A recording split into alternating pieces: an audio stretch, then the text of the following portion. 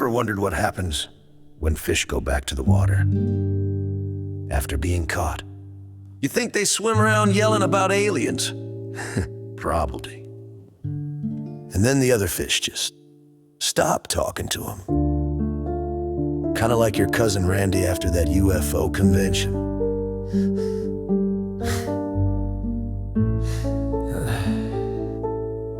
This is my very best secret fishing spot.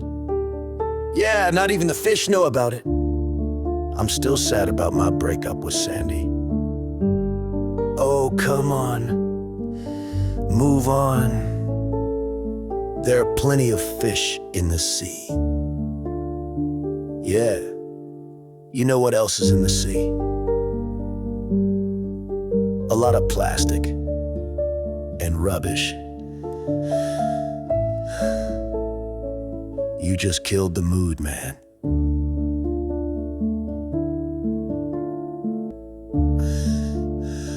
I have no problem fishing. It's the catching part that seriously lacks success. How do you make a fish jump? Put it in spring water.